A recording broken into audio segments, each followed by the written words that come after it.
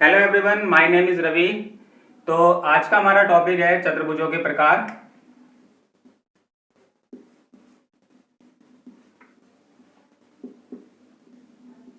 चतुर्भुजों के प्रकार, ठीक है। सबसे पहले हम बात करते हैं चतुर्भुज की। चतुर्भुज कैसे किसे कहते हैं। तो यहां मैं एक आकृति बनाता हूं इस तरीके से।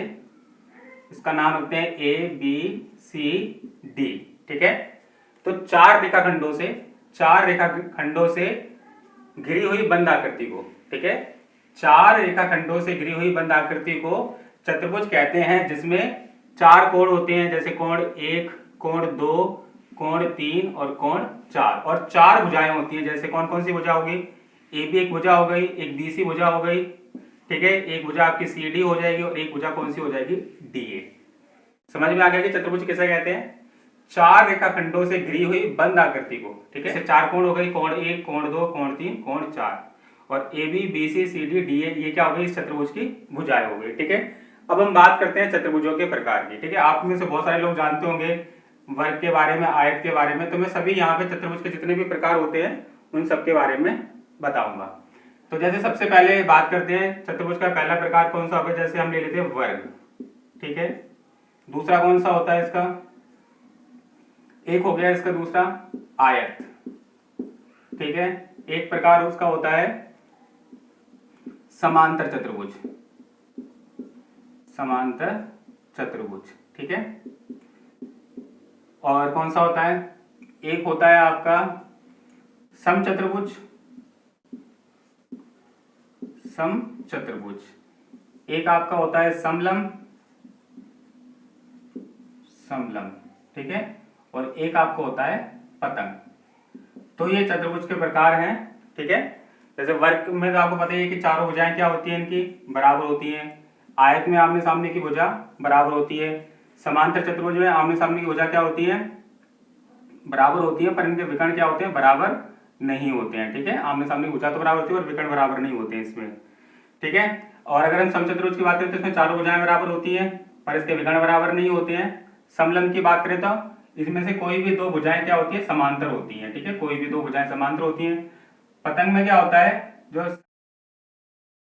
वो क्या होती है, बराबर होती है, जैसे ये वाली भुजा और ये वाली भुजा। अब हम इसके बारे में संक्षेप में वर्णन करते हैं, ठीक है, कि किस प्रकार हम इनमें अंतर कर सकते हैं, ठीक है। इनके सूत्र क्या होते हैं, इन सब के बारे में डिस्कस करेंगे।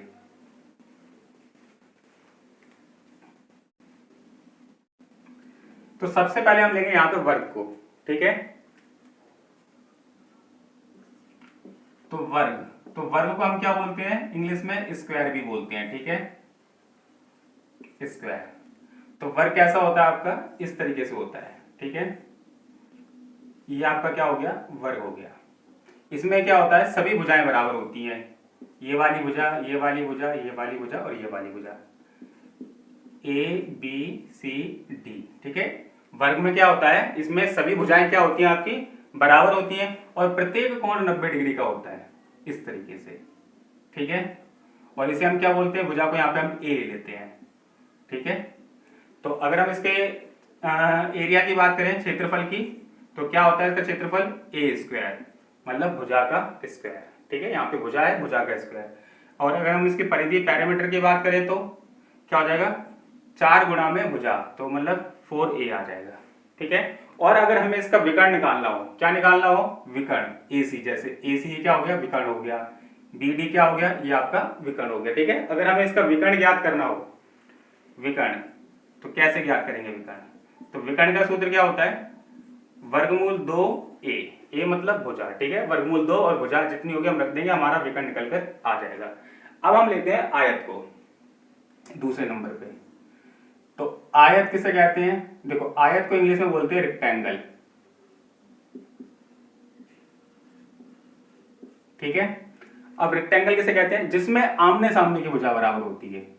जैसे मैंने ये आकृति बनाई, इसमें आप देखोगे कि आमने सामने की भुजा बराबर है।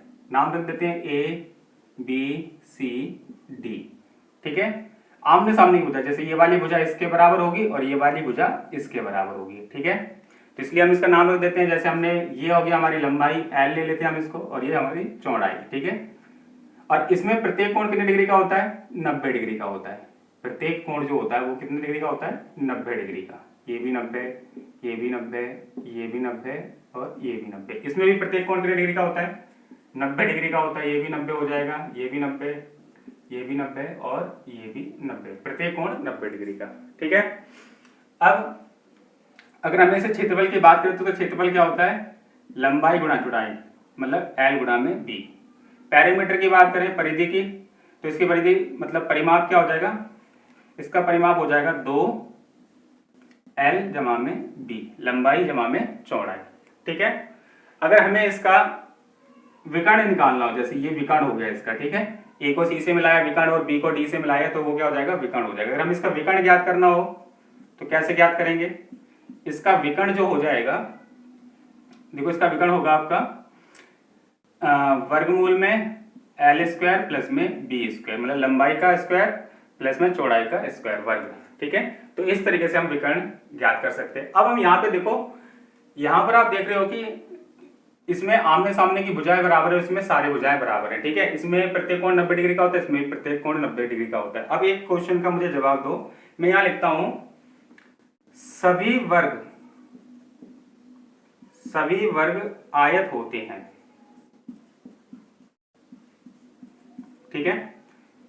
और सभी आयत वर्ग होते हैं।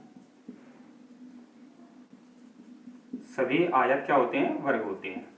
अब यहां पे बताना है आपको सत्य और असत्य। क्या ये सत्य है या असत्य है? इस तरह के क्वेश्चन बहुत आते हैं एग्जाम में। ठीक है। एग्जाम में बहुत ज्यादा ऐसे क्वेश्चन पूछे जाते हैं, सत्य असत्य वाले। ठीक है। कंक्लूजन वाले। देखो, अगर यहाँ पे हम क्वेश्चन को ध्यान से देखें, यहाँ पे बोल रहा है कि सभी वर्ग, जैसे ये वर्ग हो गया, क्या सभी वर्ग आयत हो सकते हैं? सभी वर्ग आयत हो सकते हैं, बिल्कुल हो सकते हैं। ये बात सत्य है। क्यों? क्योंकि देखो, आयत की प्रॉपर्टी क्या है? आयत में क्या कहा जाता है कि आमने सामने की भुजा बराबर होनी चाहिए। तो क्या वर्ग में ऐसा है? बिल्कुल है। आमने सामने की भुजा क्या है इसमें? बराबर। जैसे देखो ये वाली भुजा, जैसे AB किसके बराबर है? अगर हम बात करें, AB बराबर है CD के, आमने सामने की भुजा, और BC बराबर है AD के। समझ में आया? तो ऐसे ही आमने सामने की भुजा, इसमें भी क्या हो जाएगा आपका? देखो, देखा जाए तो AB बराबर है CD के और BC बराबर है AD के, या DA लिख लो या AD लिख लो। ठीक है। तो इसीलिए हम सभी वर्गों को क्या बोल सकते हैं? आयत बोल सकते हैं। अब क्वेश्चन आता है, क्या सभी आयत वर्ग होते हैं? तो ये बात सत्य होगी असत्य होगी? ये बात असत्य है। क्यों असत्य है? देखो, यहां पे लिखा है सभी आयत। सभी आयत क्या वर्ग हो सकते हैं? नहीं हो सकते। क्यों? क्योंकि देखो, वर्ग में क्या कहा जाता है? वर्ग में सभी भुजाएं बराबर होती हैं। वर्ग में क्या है? सभी भुजाएं बराबर हैं। पर आयत में क्या है? सभी भुजाएं बराबर नहीं है। ठीक है। आयत में सभी भुजाएं बराबर नहीं है, तो इसीलिए सभी आयत वर्ग नहीं होते। ठीक है। अगर आ जाए कि कुछ आयत वर्ग होते हैं, जैसे मैं यहां लिख दूं कुछ आयत वर्ग होते हैं, ये बहुत ही ज्यादा इंपॉर्टेंट क्वेश्चन है, ऐसे एग्जाम में बहुत ज्यादा पूछे जाते हैं। तो ये आपको बताना है सत्य है या असत्य है। अब यहां पे देखो कुछ लिखा हुआ है, कुछ। ठीक है। अब कुछ में क्या होगा? कुछ में ये बात सत्य होगी। कुछ आयत वर्ग हो सकते हैं। मान लो मैंने एक ऐसा आयत लिया जिसकी सभी भुजाएं बराबर है। मैं कहता हूं ये एक आयत है। ठीक है। ये मैंने एक आयत लिया, इसमें सभी भुजाएं बराबर है। जैसे ये 2 मीटर का, ये भी 2 मीटर का, और ये भी 2 मीटर का, और ये भी 2 मीटर का। क्योंकि मैं तो सिर्फ ये कह रहा हूं कि आमने सामने की भुजा बराबर है। समझो, यहाँ पे आमने सामने की भुजा बराबर है, तो ये एक आयत है। तो कुछ आयत क्या हो सकते हैं? वर्ग हो सकते हैं। याद रहे, कुछ बोला है मैंने यहाँ पर। ठीक है। पर सभी आयत वर्ग नहीं होते। ठीक है। और सभी वर्ग क्या होते हैं? आयत होते हैं। तो ये दोनों पॉइंट आपको समझ में आ गए होंगे। अब तीसरे नंबर पे लेते हैं हम रोम्बस को, जिसे हम समचतुर्भुज बोलते हैं। समचतुर्भुज। ठीक है। इसको हम रोम्बस भी बोलते हैं। ठीक है। अब यहां देखो, समचतुर्भुज किसे कहते हैं? समचतुर्भुज में आम सभी भुजाएं क्या होती है? बराबर होती है। ठीक है। जैसे ये क्या हो गया आपका समचतुर्भुज, बना देता हूं यहां पे मैं इस तरीके से।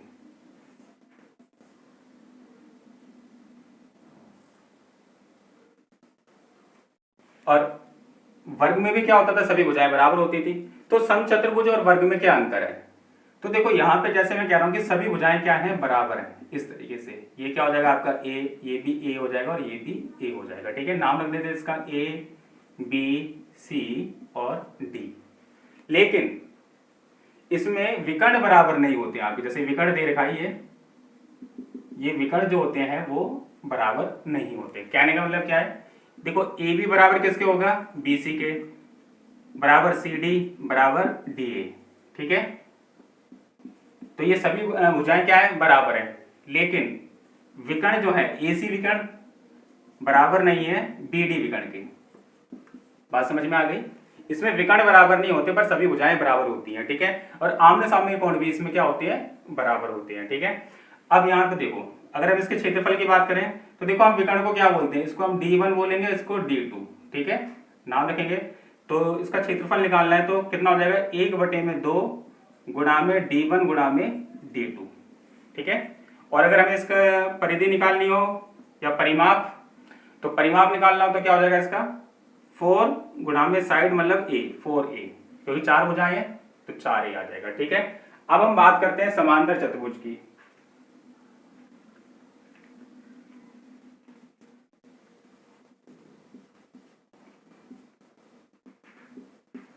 समांतर चतुर्भुज जिसे हम पैरेललोग्राम भी बोलते हैं। क्या बोलते हैं, पैरेललोग्राम। अब देखो समांतर चतुर्भुज किसे कहते हैं, जिसमें आमने सामने की भुजा बराबर हो। ये मैं आकृति बनाता हूं यहाँ पे इस तरीके से ताकि आपको आसानी समझ में आ जाए। इस तरीके से देखो, इसमें क्या होगा, आमने सामने की भुजा बराबर होती है। जैसे ये वाली भुजा किसके बराबर है, इस वाली भुजा के, और ये वाली भुजा बराबर हो जाएगी इस वाली भुजा की। जैसे इसका नाम रखते हैं ए बी सी डी। ठीक है, तो अब यहां पे क्या होगा, ए बी बराबर होगा किसके, सी डी के। ठीक है, ये वाली भुजा इस वाली भुजा के बराबर है, और बी सी किसके बराबर है, बी सी ए डी के, या डी ए लिख लो आप। ठीक है, ये आपको याद रखना है।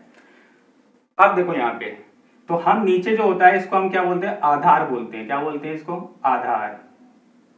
ठीक है, और ये हमारी क्या हो गई, इसकी ऊंचाई हो गई। ठीक है, ऊंचाई। अब आपको ज्ञात क्या करना है इसमें, जैसे इसका क्षेत्रफल निकालना है आपको, तो क्षेत्रफल क्या होता है, आधार गुणा में ऊंचाई। ठीक है, तो हम आधार को कैसे लिखेंगे, b गुणा में कितना हो जाएगा, h। b मतलब आधार, यहां लिख देते हैं b, और ऊंचाई मतलब h। आप कुछ और भी लिख सकते हो, आधार गुणा में क्या हो जाएगा, ये आपका ऊंचाई हो जाएगा। ठीक है, और अगर इसका पैरामीटर निकालना है, परिधि निकालनी, तो इन भुजाओं का क्या, चारों भुजाओं का योग कर देंगे, ये वाली भुजा और प्लस में ये वाली भुजा। ठीक है, अब यहां पर देखो, अगर मैं आपसे कहता हूं कि क्या समचतुर्भुज समांतर चतुर्भुज हो सकता है, नहीं हो सकता है। ठीक है, यहां मैं जैसे लिखता हूं क्वेश्चन कि सभी समचतुर्भुज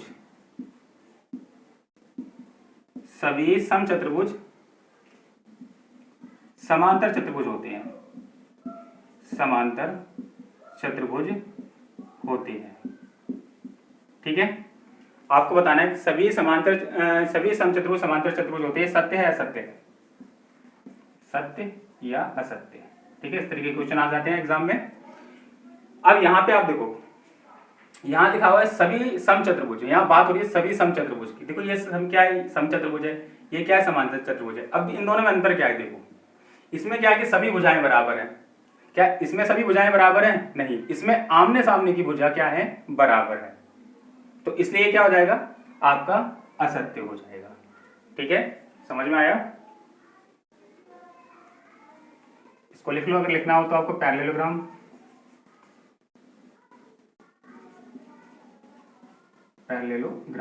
ठीक है, तो ये टॉपिक आपको समझ में आ गया होगा। या कभी कभी क्वेश्चन ऐसे आ जाता है कि सभी समांतर चतुर्भुज क्या होते हैं, समचतुर्भुज होते हैं, तो सत्य या असत्य आपको बताना है, कंक्लूजन निकाल के बताना है। अब पांचवा चतुर्भुज का प्रकार लेते हैं, जिसे क्या बोलते हैं, समलंब। इंग्लिश में इसको बोलते हैं ट्रेपीजियम।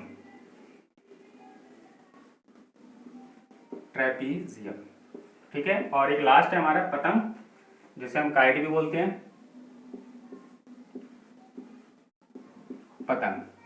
इसे क्या बोलते हैं, काइट बोलते हैं। ठीक है, अब देखो अगर हम बात करें समलंब की, तो समलंब किसे कहते हैं, ऐसा चतुर्भुज जिसमें कोई दो भुजाएं समांतर हो। आमने सामने की भुजा की बात नहीं हो रही यहाँ पे, ऐसा चतुर्भुज जिसमें कोई दो भुजाएं क्या हो, समांतर हो। ठीक है, जैसे नाम रख देते हैं ए बी सी डी। अब यहां पे हम ले लेते हैं जैसे ये दोनों भुजाएं क्या है, समांतर है। ठीक है, कोई भी दो भुजाएं समांतर होनी चाहिए, तो ए बी समांतर, ये चिन्ह किसका होता है, समांतर का होता है। ठीक है, ए बी समांतर किसके है, सी डी के समांतर है। ए बी समांतर है आपका सी डी। ठीक है, और ये क्या हो जाएगा आपका, ये दो भुजाओं के बीच की दूरी मतलब ऊंचाई h बोलेंगे इसे हम। ठीक है, और इसका नाम रख देते हैं, एक का नाम रख देते हैं a और एक का नाम क्या रख देते हैं b, या आप ऊपर a रख लो नीचे b रख लो, इस बात से कोई फर्क नहीं पड़ता। ठीक है, तो इसका क्षेत्रफल क्या होगा, अगर हमें इसका क्षेत्रफल निकालना हो तो क्या हो जाएगा, 1/2 क्या आएगा आपका, 1/2 गुणा में ऊंचाई h है और समांतर भुजाओं का योग a प्लस में b। समझ में आया, फिर से समझ लो, समलंब किसे कहते हैं, समलंब को बोलते हैं ट्रेपीजियम। ऐसा चतुर्भुज जिसमें कोई दो भुजाएं समांतर हो। देखो इसमें ये दो भुजाएं समांतर है, ये दो समांतर नहीं है। ठीक है, कोई दो भुजाएं समांतर हो उसे हम क्या बोलते हैं, समलंब बोलते हैं। जैसे यहाँ पे देखो ए बी समांतर किसके है, सी डी के। अगर हमें इसका क्षेत्रफल निकालना हो तो क्या होगा, 1/2 गुणा में ऊंचाई और समांतर भुजाओं का योग। अगर हमें इसकी परिधि निकालनी हो, परिमाप, ठीक है, इसका परिमाप निकालना हो तो क्या फॉर्मूला होगा, इसका परिमाप निकालने के लिए फॉर्मूला लगेगा हमारा चारों भुजाओं का योग, चारों भुजाओं का योग। ठीक है, इस तरीके से हम चारों भुजाओं का योग कर देंगे तो हमारा क्या निकल के आ जाएगा, परिमाप निकल के आ जाएगा। अब हम बात करते हैं पतंग की।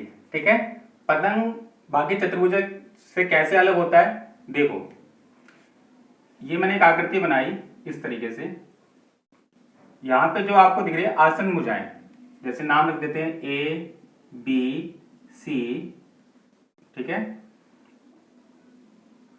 सी और डी, ये क्या हो गया, आपकी आसन भुजाएं हो गई। कौन कौन सी आसन भुजाएं होती है, जैसे ये वाली भुजा इसके बराबर होगी और ये वाली भुजा बी सी बराबर किसके होगा, सी डी के। ए बी भुजा बराबर है आपकी किसके, ए डी के। ठीक है, और बी सी भुजा किसके बराबर है आपकी, सी डी के। मतलब ये दोनों भुजाएं क्या होती है, बराबर होती हैं। आसन जो भुजाएं होती हैं इनको हम आसन भुजाएं, आसन भुजाओं का युग्म क्या होता है, बराबर होता है, तो इसे हम क्या बोलते हैं, पतंग बोलते हैं। ठीक है, अगर हम बात करें समचतुर्भुज की, ठीक है, या समांतर चतुर्भुज की, समांतर चतुर्भुज में क्या होता है, आमने सामने की भुजाएं बराबर होती है, पर इसमें बात हो रही है आसन भुजाएं। ठीक है ना, जैसे ये दोनों क्या हो गए, आसन भुजाएं हो गई, और ये दोनों क्या हो गई, आसन भुजाएं हो गई। और इनके जो विकर्ण होते हैं, क्या चीज, इनके विकर्ण, ये इनको क्या करते हैं, एक दूसरे को लंबसम विभाजित करते हैं।